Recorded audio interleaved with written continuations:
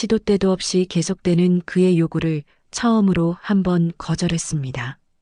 그런데 그는 정색한 채로 방 안에 들어가더니 그 모습을 보고 저는 경악했습니다. 저는 윤미라입니다. 64세에 이런 이야기를 하게 될 줄 몰랐어요. 10년 전 남편이 세상을 떠난 후 저는 혼자 살아왔습니다. 매일 똑같은 일상이었죠. 아침에 일어나서 차 한 잔 마시고 집 정리하고 저녁엔 텔레비전 보며 하루를 마감하는 그런 생활이 10년째 계속됐어요. 그런 제게 변화가 찾아온 건 작년 봄이었습니다. 딸이 권해서 동네 문화센터 요가 강좌에 등록했거든요. 처음엔 망설였어요. 이 나이에 뭘 새로 시작한다고. 하지만 집에만 있으니 몸도 마음도 굳어가는 게 느껴졌어요. 요가 수업 첫날, 저는 맨 뒤쪽 자리에 앉았습니다. 다들 저보다 젊어 보였거든요. 그런데 강사님이 파트너 동작을 시키더라고요. 어쩔 수 없이 옆 사람과 짝을 이뤘는데 그분이 바로 강도윤 씨였습니다. 첫인상은 참 좋았어요. 키가 크고 자세가 반듯했죠. 68세라고 하셨는데 나이보다 훨씬 젊어 보였습니다. 퇴직 전엔 군인이었다가 나중엔 사업을 하셨다더라고요. 목소리도 낮고 차분했어요. 수업이 끝나고 도윤 씨가 말을 걸었습니다. 혹시 차 한잔 하실래요? 얼마나 오랜만에 듣는 말인지 가슴이 두근거렸어요. 이 나이에 이런 감정을 느끼게 될 줄이야. 근처 카페에서 차를 마시며 많은 이야기를 나눴습니다. 도윤 씨도 5년 전 부인을 잃으셨다더라고요. 서로의 아픔을 이해할 수 있었죠. 대화가 정말 편했어요. 마치 오래된 친구와 이야기하는 것 같았습니다. 그날부터 요가 수업이 기다려졌어요. 도윤 씨와 만나는 시간이 가장 즐거웠거든요. 수업 후엔 항상 함께 차를 마시며 이런저런 이야기를 했죠. 젊었을 때 이야기, 자녀 이야기, 앞으로의 꿈까지. 3개월쯤 지났을까요? 도윤 씨가 갑자기 진지한 표정으로 말했습니다. 미라 씨, 저와 함께 남은 인생을 걸어가시지 않을래요? 너무 갑작스러웠어요. 가슴이 쿵쾅거리기 시작했죠. 도윤 씨, 우리 나이에 무슨. 제가 당황하며 말하자 도윤 씨가 제 손을 잡았습니다. 나이가 뭐 중요해요. 우리에게 남은 시간이 얼마나 소중한데요. 혼자 보내기엔 너무 아깝지 않나요? 그 말에 마음이 움직였어요. 정말 그랬거든요. 하루하루가 그냥 지나가고 있었으니까. 도윤 씨와 함께라면 남은 인생이 더 의미 있을 것 같았습니다. 일주일 정도 고민했어요. 아이들 반응도 걱정됐고 주변 시선도 신경 쓰였죠. 하지만 마음속 깊은 곳에서 한 번 더 사랑해보자는 목소리가 들렸어요. 64세에 다시 찾아온 설렘을 놓치고 싶지 않았습니다. 결국 저는 도윤 씨의 프로포즈를 받아들였어요. 결혼식은 간소하게 치렀죠. 가족들과 가까운 지인들만 모시고 조촐한 예식장에서요. 도윤 씨가 준비한 전원주택으로 신혼여행 대신 바로 이사를 했습니다. 새 집은 정말 예뻤어요. 작은 정원이 있고 거실 창문으로는 멀리 산이 보였죠.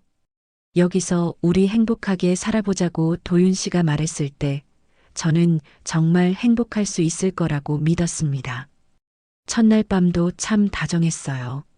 조심스럽게 제 손을 잡으며 미라야, 고마워라고 속삭이더라고요. 하지만 이상한 건 둘째 날부터 시작됐습니다. 새벽 4시쯤이었나요? 갑자기 도윤 씨가 저를 깨우더라고요. 미라야, 일어나. 목소리가 평소와 달랐어요. 뭔가 급하고 거친 느낌이었죠. 저는 잠이 덜 깬 상태로 왜 그래요? 무슨 일이에요? 라고 물었습니다. 그런데 도윤 씨 대답이 이상했어요. 우리 나이에 하루도 아깝지 않나? 시간이 얼마나 소중한데 그러면서 제게 다가왔어요. 처음엔 그냥 애정 표현인 줄 알았습니다. 신혼이니까 그럴 수 있다고 생각했죠. 아침 식사를 준비하고 있는데 또 그러더라고요. 미라야, 잠깐 이리 와봐. 부엌에서 설거지하고 있는 저를 부르는 거예요. 목소리 톤이 또 이상했어요. 뭔가 조급하고 간절한 느낌이었습니다. 도윤 씨, 설거지 다 하고 갈게요라고 했는데 지금 당장이라고 하더라고요. 그날 하루 종일 그런 식이었어요. 점심 먹고 나서도 저녁 드라마 보고 있을 때도요. 계속 저를 부르는 거예요. 처음엔 그냥 웃어 넘겼어요. 아, 신혼이니까 그러나 보다 싶었거든요. 하지만 횟수가 너무 많았어요. 셋째 날도 마찬가지였습니다.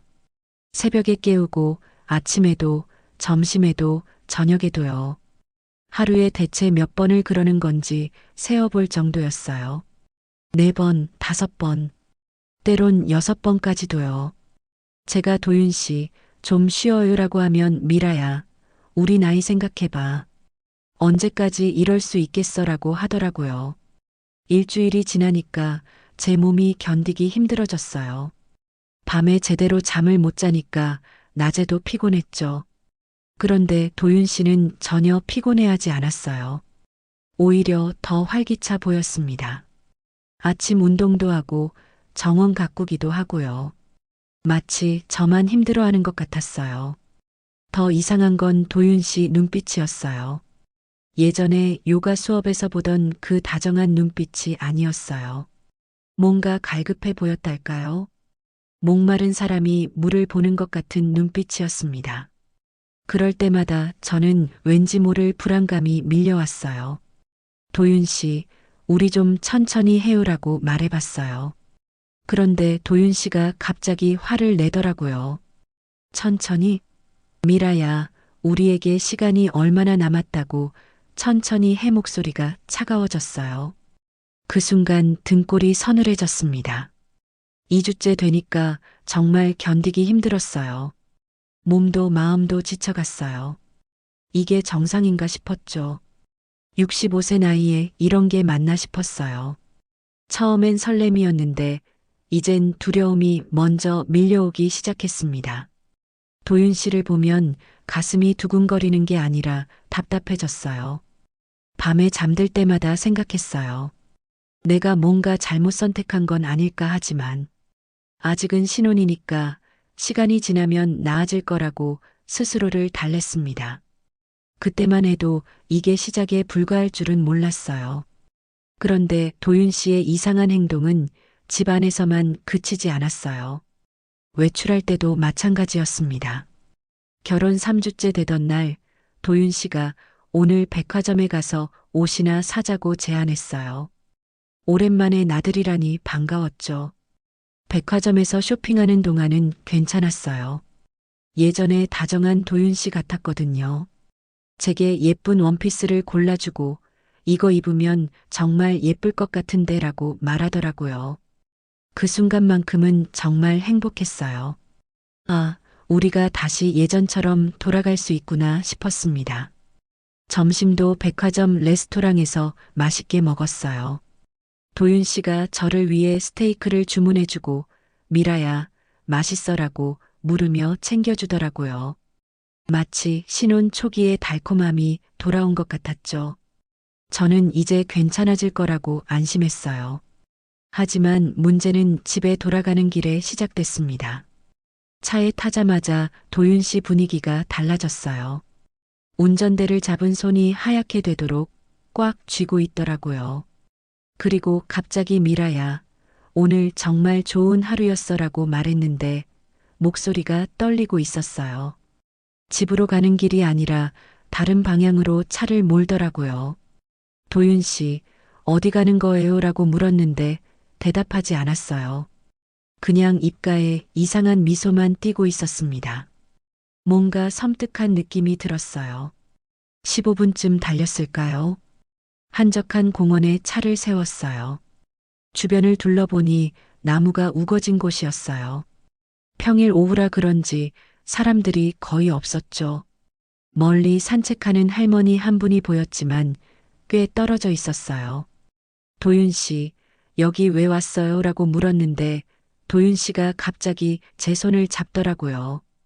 그런데 악력이 너무 셌어요. 아플 정도였어요. 미라야, 여기서 특별한 추억을 만들자 그렇게 말하면서 눈빛이 이상해졌어요. 도윤 씨, 무슨 소리예요? 여기는 공원이잖아요. 제가 당황해서 말하자 도윤 씨가 아무도 없잖아. 괜찮아라고 하더라고요. 그 순간 온몸에 소름이 돋았어요. 이 사람이 정말 정상인가 싶었죠.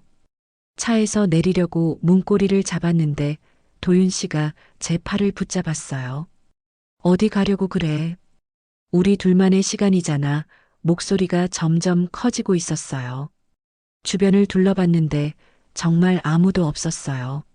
하지만 저 멀리 CCTV가 보였어요. 도윤 씨, CCTV가 있어요. 사람들도 지나다닐 수 있고요.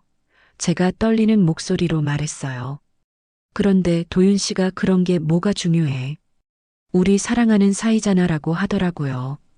그 말을 들으니 머리가 하얘졌어요. 심장이 너무 빨리 뛰었어요. 손바닥에서 식은땀이 계속 났죠. 이게 사랑인가요? 이게 정상적인 부부 사이의 애정 표현인가요? 아니었어요. 절대 아니었어요. 65세 나이에 이런 상황에 처할 줄 몰랐어요. 안 돼요. 도윤 씨, 제가 단호하게 말했어요. 그러자 도윤 씨 얼굴이 확 변했어요. 마치 다른 사람이 된 것 같았어요. 왜 안 돼? 우리 부부잖아. 부부가 뭘 못해 목소리가 거칠어졌어요. 그 순간 정말 무서웠어요. 이 사람이 과연 제가 아는 도윤 씨가 맞나 싶었죠. 요가 교실에서 만난 그 다정하고 신사적인 사람이 맞나요? 지금 제 앞에 있는 사람은 전혀 다른 사람 같았어요. 집에 가요. 도윤 씨, 제가 떨리는 목소리로 말했어요. 다행히 그때 멀리서 조깅하는 사람이 보였나 봐요. 도윤 씨가 한숨을 크게 쉬더니 알겠어. 집에 가자고 했어요. 하지만 그 표정은 정말 무서웠어요. 집으로 돌아가는 내내 저는 아무 말도 할 수 없었어요. 차창 밖만 바라보며 생각했죠. 그 순간 깨달았습니다. 이건 사랑이 아니라 광기였습니다. 도윤 씨의 눈에서 본 건 사랑이 아니었어요. 뭔가 병적인 집착이었죠. 그날 밤 집에 돌아온 후 분위기는 정말 어색했어요. 저녁 준비를 하는 내내 도윤 씨는 한마디도 하지 않았어요. 그냥 거실 소파에 앉아서 저를 빤히 쳐다보기만 하더라고요. 그 시선이 너무 부담스러웠어요. 저녁 식사도 조용히 했어요. 평소라면 오늘 쇼핑 즐거웠어. 이런 이야기라도 했을 텐데 아무 말이 없었어요. 다만 도윤 씨가 계속 저를 쳐다보는 게 느껴졌어요. 고개를 들어보면 눈을 피하는 게 아니라 더 똥똥이 바라보더라고요. 도윤 씨, 뭐 할 말 있으세요? 라고 물어봤어요. 그런데 대답 대신에 갑자기 일어서더니 제게 다가왔어요. 미라야, 아까 공원에서 왜 그랬어? 목소리가 평소와 달랐어요. 뭔가 억눌린 분노 같은 게 섞여 있었죠. 도윤 씨, 그런 곳에서 그런 걸 어떻게 해요? 상식적으로 생각해 보세요. 제가 조심스럽게 말했어요. 그러자 도윤 씨 얼굴이 일그러지더라고요. 상식? 부부 사이에 무슨 상식이 필요해?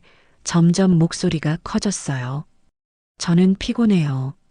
먼저 들어가겠어요. 더 이상 이야기하고 싶지 않았어요. 방으로 들어가려고 일어났는데 도윤 씨가 제 팔을 붙잡더라고요. 어디 가려고 그래? 우리 이야기 안 끝났는데. 그때 도윤 씨 눈빛을 봤는데 정말 무서웠어요. 화가 났다기보다는 뭔가 다급해 보였어요. 목마른 사람이 물을 간절히 원하는 것 같은 눈빛이었죠. 온몸에 소름이 돋았어요. 도윤 씨, 손 놓아주세요. 아파요. 제가 말하자 그제서야 손을 놨어요. 하지만 계속 따라오더라고요. 미라야, 나 혼자 두지 마. 그 말이 애원하는 것 같기도 하고 위협하는 것 같기도 했어요. 결국 방 문을 닫고 안으로 들어갔어요. 문고리를 잡고 있으니 밖에서 도윤 씨가 문을 두드리더라고요. 미라야, 문 열어. 우리 이야기해야지 하지만 저는 대답하지 않았어요. 너무 무서웠거든요. 1시간쯤 지났을까요? 밖이 조용해졌어요. 도윤 씨가 자기 방으로 들어간 것 같았어요.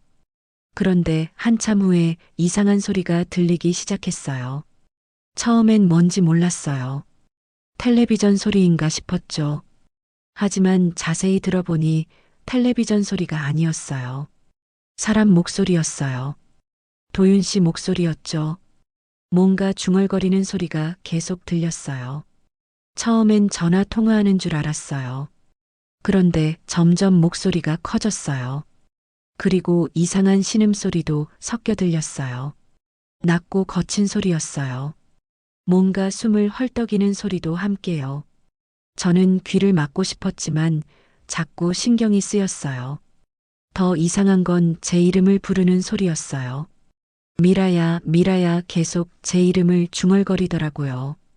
그런데 목소리 톤이 평상시와 전혀 달랐어요. 뭔가 간절하면서도 거친 느낌이었죠. 못 견디겠어서 살짝 방문을 열어봤어요. 복도가 어두웠지만 도윤 씨 방에서 불빛이 새어나오고 있었어요. 그쪽으로 조심스럽게 다가갔죠. 문이 살짝 열려 있었거든요. 문틈으로 살짝 들여다봤는데 그 순간 정말 충격적이었어요. 도윤 씨가 혼자 침대에 앉아 있었는데 온몸을 뒤틀며 몸부림치고 있었어요. 그러면서 계속 제 이름을 부르고 있었죠. 미라야, 미라야. 얼굴 표정이 정말 이상했어요. 눈을 감고 있었는데 얼굴이 일그러져 있었어요.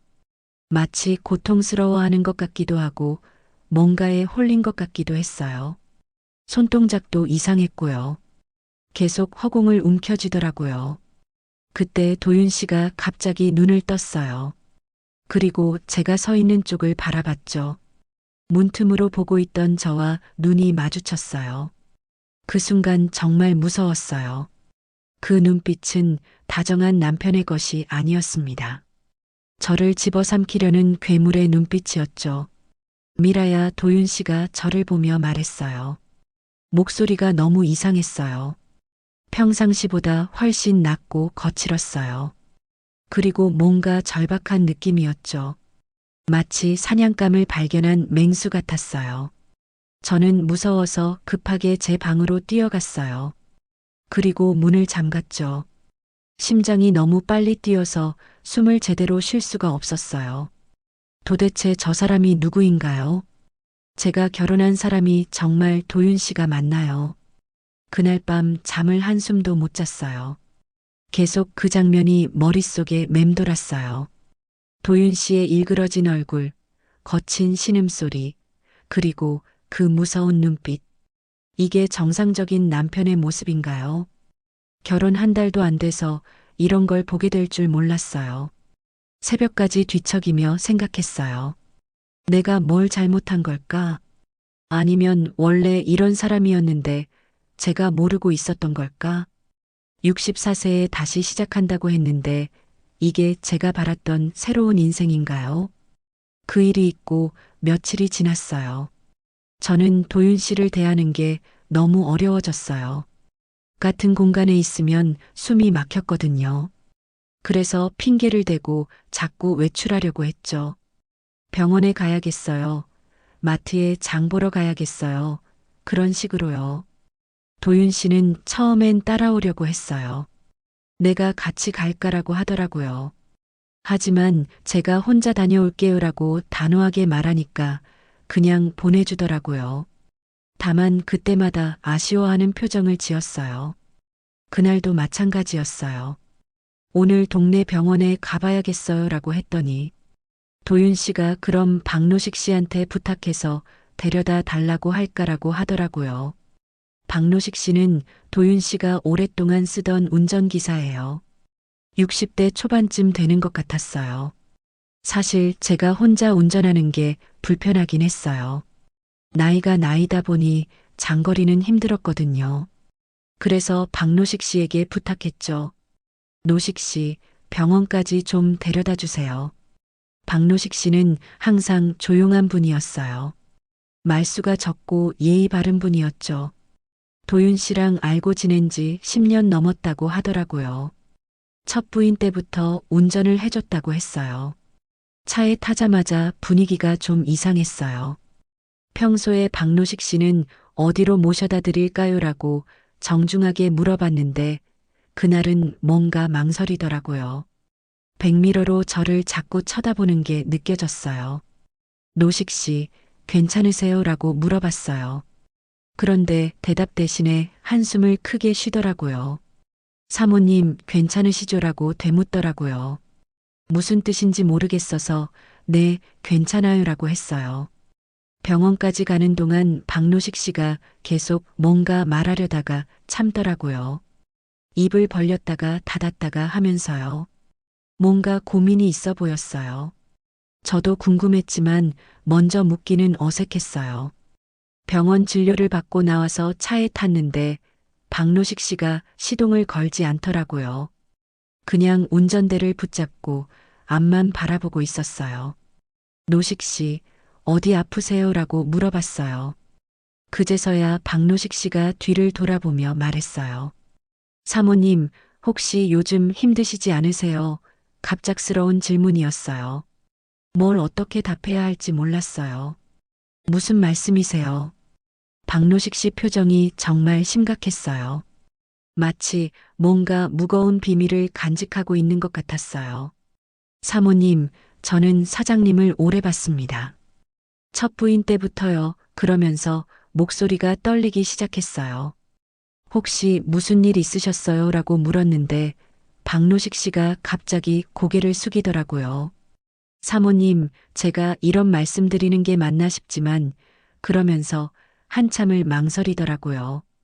노식 씨, 편하게 말씀하세요. 제가 격려해도 쉽게 말하지 못하더라고요. 그런데 갑자기 사실 전 부인도 같은 고통을 겪으셨습니다라고 했어요. 그 순간 가슴이 철렁 내려앉았어요. 무슨 고통이요라고 물었는데 박노식 씨가 더 조심스러워 하더라고요. 사장님이 너무 과하셨어요. 전 부인이 견디기 힘들어 하셨죠. 밤에 잠도 제대로 못 주무시고 낮에도 피곤해 하시고 그 말을 듣는 순간 온몸에 소름이 돋았어요. 제가 지금 겪고 있는 일과 똑같았거든요. 정말요라고 물어보니 박노식 씨가 고개를 끄덕였어요. 그뿐만 아니라 사모님 박노식 씨가 더 충격적인 말을 했어요. 다른 여자들도 있었습니다. 그 순간 정말 머리가 하얘졌어요. 제가 들고 있던 핸드백이 바닥으로 떨어졌어요. 다른 여자들이요라고 되물었는데 박노식 씨가 미안하다는 표정으로 말했어요. 전 부인 돌아가시고 나서도 여러 여자분들이 계셨어요. 모두 비슷한 연령대의 분들이었죠. 숨이 가빠지기 시작했어요. 그분들은 어떻게 됐나요?라고 물어보니 박노식 씨가 더욱 침울해졌어요. 다들 오래 버티지 못하셨어요. 어떤 분은 병원에 실려가시기도 하고 어떤 분은 그냥 사라지시기도 하고 사라졌다는 게 무슨 뜻이에요?라고 물었는데 대답하지 않더라고요. 다만 사장님이 너무 집착하시거든요. 한번 마음에 든 여자가 있으면 놓아주질 않으세요라고 했어요. 그 순간 알았습니다. 제가 지금 걷고 있는 길은 누군가 이미 비극으로 끝낸 길이라는 거요. 전 부인도 다른 여자들도 모두 같은 고통을 겪었다는 거였어요.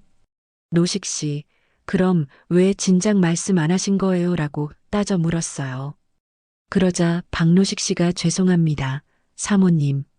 제가 뭔 말을 어떻게 해야 할지 몰랐어요. 그리고 혹시 이번엔 다를까 싶었거든요. 라고 하더라고요. 하지만 아니었어요. 전혀 달라지지 않았어요. 오히려 나이가 들면서 더 심해진 것 같았어요. 박노식 씨가 조심스럽게 말했어요. 사모님, 빨리 결정하시는 게 좋을 것 같습니다. 시간이 지날수록 더 힘들어지거든요. 그 말이 무슨 뜻인지 알 것 같았어요. 도윤 씨의 집착은 시간이 갈수록 더 심해질 거라는 뜻이었죠. 지금도 이렇게 힘든데 더 심해진다면 정말 견딜 수 없을 것 같았어요. 전 부인은 정말 어떻게 돌아가신 거예요? 라고 물어봤는데 박노식 씨가 스트레스로 몸이 너무 상하셨어요. 마지막엔 심장이 견디지 못하셨죠? 라고 하더라고요. 그 말에 등골이 서늘해졌습니다. 박노식 씨의 고백을 듣고 난 후 저는 며칠 동안 잠을 제대로 이루지 못했어요. 계속 그 말들이 머릿속을 맴돌았거든요. 전 부인의 죽음, 다른 여자들의 존재, 모든 게 악몽 같았어요. 그런데 도윤 씨는 오히려 더 다정해졌어요. 마치 제 마음을 알아채기라도 한 듯이요. 미라야, 요즘 안색이 안 좋네. 어디 아픈 거 아니야? 라고 걱정하는 척 했어요. 그 가식적인 태도가 더 역겨웠죠. 일주일쯤 지났을까요? 도윤 씨가 오늘 시내에 볼 일이 있으니까 같이 가자고 했어요. 평소 같았으면 핑계를 대고 피했을 텐데 그날은 왠지 따라가고 싶었어요. 뭔가 더 알아봐야 할 것 같았거든요. 차는 도윤 씨가 직접 몰았어요. 박노식 씨는 오늘 쉰다고 하더라고요. 시내까지 가는 동안 도윤 씨는 계속 저에게 말을 걸었어요. 날씨가 참 좋네, 저기 꽃이 예쁘게 피었네, 그런 뻔한 말들이었죠. 하지만 저는 대꾸하기 싫었어요. 그냥 창밖만 바라보며 생각에 잠겼어요. 박노식 씨 말이 사실이라면 지금 제 옆에 앉은 이 사람은 여러 여자들을 괴롭힌 사람이에요. 어떻게 이렇게 태어날 수 있을까요? 시내에서 도윤 씨는 은행에 들렀어요. 잠깐만 기다려, 금방 올게라고 하면서 혼자 들어갔어요. 저는 차 안에서 기다리고 있었죠. 그런데 조수석 발밑에 뭔가 떨어져 있는 게 보였어요. 처음엔 휴지인 줄 알았어요.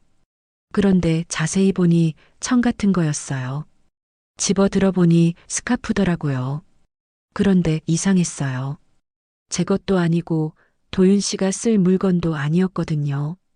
스카프를 펼쳐보니 붉은색이었어요.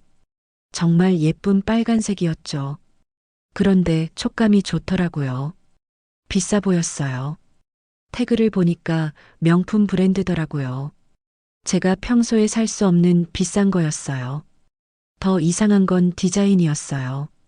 나이 든 여자가 쓸만한 스타일이 아니었어요. 젊은 여성들이 목에 두르거나 머리에 매는 그런 스타일이었죠. 색깔도 그렇고 패턴도 그렇고요. 그 순간 박노식 씨 말이 떠올랐어요. 다른 여자들도 있었습니다. 설마 이 스카프가 그 증거인가요? 손이 떨리기 시작했어요. 이게 정말 다른 여자 것이라면 최근에 도윤 씨 차에 탄 여자가 있다는 뜻이잖아요. 스카프를 다시 자세히 살펴봤어요. 향수 냄새가 났어요. 제가 쓰는 향수가 아니었어요. 달콤하고 젊은 느낌의 향이었죠. 그리고 머리카락 한 올이 붙어 있었어요. 긴 머리카락이었는데 염색한 머리 같았어요. 심장이 쿵쾅거렸어요. 이제 확신이 들었어요. 도윤 씨에게 정말 다른 여자가 있다는 걸요. 그것도 젊은 여자가요. 박노식 씨 말이 거짓이 아니었어요. 현재 진행형이었던 거예요. 도윤 씨가 은행에서 나오는 게 보였어요. 급하게 스카프를 원래 있던 곳에 놨어요. 하지만 마음이 너무 복잡했어요. 어떻게 해야 할까요? 모른 척 해야 할까요? 아니면 따져 물어야 할까요? 차에 탄 도윤 씨는 여전히 아무렇지 않았어요. 기다리게 해서 미안해. 업무가 좀 복잡했어라고 하더라고요. 그런데 제가 보기엔 전혀 미안해하는 것 같지 않았어요. 오히려 기분이 좋아 보였어요. 집으로 돌아가는 길에 계속 그 스카프가 신경 쓰였어요. 발로 살짝 만져보니 그대로 있더라고요. 도윤 씨는 전혀 모르는 것 같았어요. 아니면 알면서도 모른 척 하는 건가요? 도윤 씨, 오늘 누구 만나셨어요? 라고 슬쩍 물어봤어요. 그런데 왜 갑자기 그런 걸 물어봐라고 되묻더라고요. 약간 경계하는 느낌이었어요. 그냥 궁금해서요라고 했더니 은행 직원하고만 이야기했어라고 하더라고요. 하지만 믿을 수 없었어요. 그 스카프가 증거잖아요. 분명 다른 여자와 만났을 거예요. 그것도 제가 모르는 사이예요. 언제 만났을까요? 제가 외출한 사이에 집에 데려왔을까요? 아니면 다른 곳에서 만났을까요? 생각할수록 화가 났어요. 박노식 씨 말이 맞았어요. 도윤 씨는 변하지 않았어요. 저와 결혼하고서도 다른 여자들과 만나고 있었던 거예요. 그러면서 저에게는 그렇게 집착했던 거죠. 집에 도착했을 때 도윤 씨가 차에서 뭔가를 찾더라고요. 이상한 애라고 중얼거리면서요. 스카프를 찾는 건가 싶었어요. 하지만 저는 모른 척 했어요. 뭘 찾으세요라고 물어봤더니 아니야, 별거 아니야 라고 하더라고요. 그날 밤 저는 잠들 수 없었어요. 계속 그 붉은 스카프가 떠올랐어요. 작은 스카프 한 장이었지만 그게 모든 진실을 드러내는 증거였어요.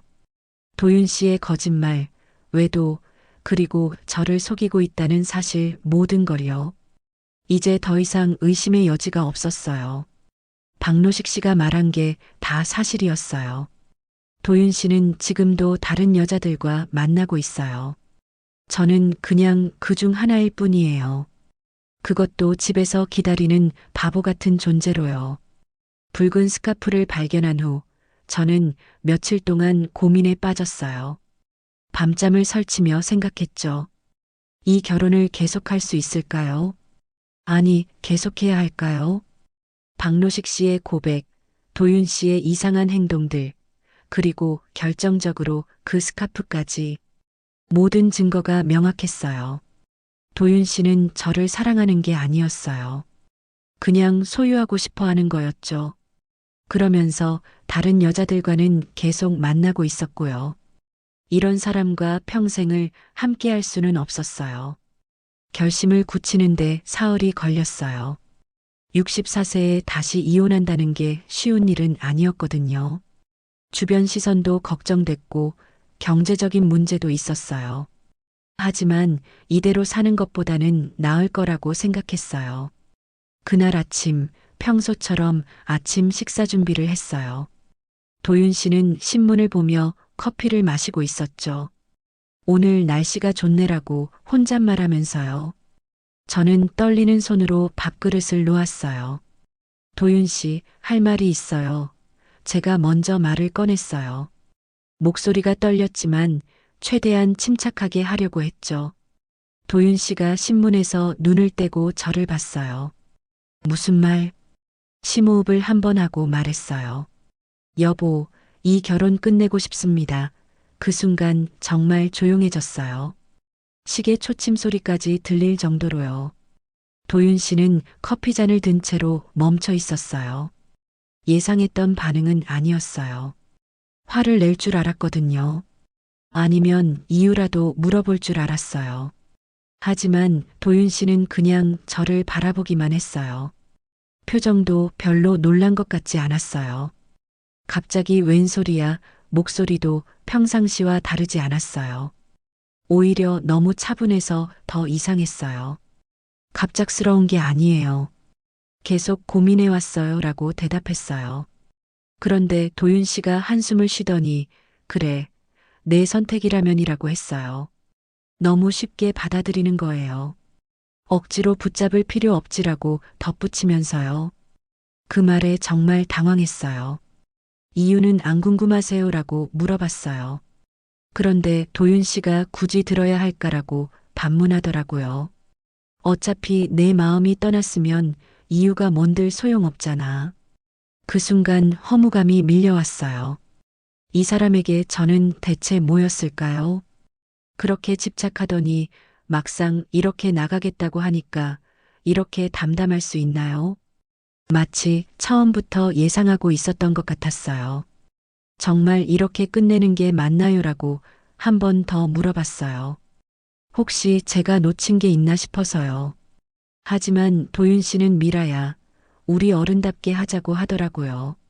식탁 위에 커피는 식어가고 있었어요. 아침 햇살이 창문으로 들어오고 있었죠. 평범한 아침이었는데 저희 결혼은 끝나고 있었어요. 이렇게 담담하게요. 그럼 언제까지 정리할까요? 라고 물어봤어요. 현실적인 이야기를 해야 했거든요. 급할 것 없지. 천천히 하자고 도윤 씨가 말했어요.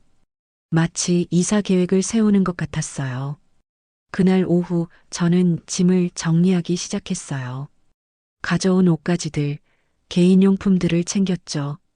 생각보다 많지 않았어요. 결혼 생활이 2달이 채 안 됐으니까요.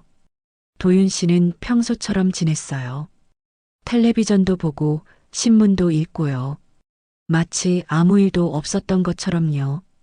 저를 붙잡으려는 시도도 없었고 화를 내는 일도 없었어요. 저녁 식사 때도 마찬가지였어요. 이사할 곳 정했어라고 물어보더라고요. 작은 아파트 알아보고 있어요 라고 했더니 그래, 좋은 곳으로 가라고 하더라고요. 정말 이상했어요. 그렇게 저에게 집착하던 사람이 이렇게 쉽게 보내줄 리가 없잖아요. 뭔가 계획이 있는 건 아닐까요? 아니면 이미 다른 여자가 있으니까 상관없는 건가요? 그날 밤 각자 방에서 잤어요. 마지막 밤이 될지도 모르는데 특별할 것도 없었어요. 오히려 마음이 편했어요. 더 이상 도윤 씨 눈치를 볼 필요가 없었거든요. 새벽에 잠깐 깼는데 도윤 씨 방에서 전화하는 소리가 들렸어요. 누구와 통화하는 건지 궁금했지만 듣지 않았어요. 더 이상 제가 알 일이 아니었으니까요. 아마 그 스카프의 주인과 통화하는 것일지도 모르죠. 이혼 절차는 생각보다 빨리 끝났어요. 도윤 씨가 협조적이었거든요. 재산 분할도 복잡하지 않게 했어요. 많이 가져가라고 하더라고요. 하지만 저는 제가 가져온 것들만 챙겼어요. 더 이상 그 사람과 연결된 건 아무것도 원하지 않았거든요. 결혼한 지 3개월 만에 다시 혼자가 됐어요. 64세에 결혼해서 65세에 이혼한 거죠. 주변 사람들은 뭐라고 생각할까요? 하지만 상관없었어요. 제 인생이잖아요. 새로 구한 아파트는 정말 작았어요. 방 하나에 작은 거실, 그리고 조그만 주방이 전부였어요. 도윤 씨네 전원주택과는 비교가 안 됐죠. 하지만 제게는 천국 같았어요. 제 공간이었거든요. 첫날 밤 혼자 앉아서 차를 마시며 생각했어요. 정말 이게 맞는 선택이었을까? 경제적으로는 분명 어려워졌어요. 큰 집도 없고 여유로운 생활도 할 수 없게 됐죠. 하지만 마음만은 자유로웠어요. 새벽에 깰 때도 무섭지 않았어요. 누가 저를 깨우지 않을 거라는 안도감이 있었거든요. 혼자 커피를 마시며 창밖을 보는 시간이 이렇게 평화로울 줄 몰랐어요. 일주일쯤 지나니까 적적했어요. 그래도 뭔가 해야겠다 싶었어요. 집에만 있으면 또 우울해질 것 같았거든요. 그래서 동네를 둘러보다가 노인 복지관을 발견했어요. 복지관에 들어가니 할머니들이 모여서 뭔가 만들기를 하고 있더라고요. 어머니, 여기 처음 오시나 봐요라고 직원분이 말을 걸어주셨어요. 네, 이사 온 지 얼마 안 돼서요라고 대답했어요. 봉사활동에 관심 있으시면 언제든 말씀하세요. 그 말에 귀가 번쩍 뜨였어요. 봉사라니 생각해보지 못했던 일이었어요. 어떤 봉사가 있나요?라고 물어봤더니 여러 가지 프로그램이 있다고 하더라고요. 가장 마음에 든 건 독거노인 도시락 배달이었어요. 혼자 사시는 어르신들께 도시락을 가져다 드리는 거였어요. 간호사 출신이니까 어르신들 건강 상태도 체크할 수 있을 것 같았어요. 첫 봉사 나간 날을 지금도 기억해요. 80세 넘으신 할머니 댁에 도시락을 가져다 드렸는데 너무 반가워 하시더라고요. 고맙다, 고마워라고 제 손을 꼭 잡으시면서요. 그 할머니는 자식들이 다 멀리 살고 계셔서 혼자 지내고 계셨어요.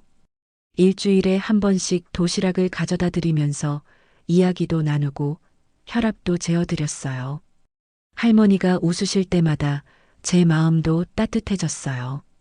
한 달이 지나니까 담당하는 어르신이 더 늘었어요. 5분의 독거 어르신을 돌보게 됐어요. 각자 사연도 다르고 성격도 달랐지만 모두 저를 기다려 주셨어요. 어떤 할아버지는 제가 오면 옛날 이야기를 해주셨어요. 젊었을 때는 마리아라고 시작하는 이야기들이었는데 정말 재미있었어요. 또 어떤 할머니는 제가 만든 반찬을 자랑하며 레시피를 물어보시기도 했어요. 복지관에서 다른 봉사자분들과도 친해졌어요. 비슷한 나이대의 분들이 많았는데 다들 각자의 사연이 있었어요. 남편을 여인분, 자식들이 바빠서 외로운 분, 건강이 나빠 일을 그만둔 분들이었죠. 함께 점심을 먹으며 이야기 나누는 시간이 좋았어요. 서로의 고민도 나누고 웃을 일도 많이 생겼어요. 오랜만에 진짜 웃음이 나왔어요. 도윤 씨와 있을 때는 억지로 웃었던 것 같았거든요. 6개월이 지나니까 완전히 새로운 일상이 됐어요. 아침에 일어나서 복지관에 가고 어르신들께 도시락을 드리고 오후엔 다른 봉사자분들과 수다를 떨고요. 저녁엔 집에서 혼자만의 시간을 즐겼어요. 경제적으로는 전보다 빠듯했어요. 작은 아파트 월세도 내야 하고 생활비도 아껴 써야 했거든요. 하지만 전혀 불행하지 않았어요. 오히려 더 보람찼어요. 어르신들이 미라 씨 덕분에 하루하루가 즐거워라고 말씀하실 때마다 가슴이 뿌듯했어요. 제가 누군가에게 필요한 사람이라는 걸 느꼈거든요. 도윤 씨와 있을 때는 그런 느낌이 전혀 없었어요. 그 붉은 스카프를 발견한 지 1년이 지났어요. 가끔 그때 일이 생각나지만 후회하지 않아요. 오히려 잘했다고 생각해요. 그때 결단을 내리지 않았다면 지금의 평화로운 일상은 없었을 거예요. 진짜 행복은 집착이 아니라 배려 속에서, 돈이 아니라 자유와 보람 속에서 피어나는 거였습니다. 65세에 깨달은 인생의 진리였어요. 비록 늦었지만 알게 돼서 다행이에요.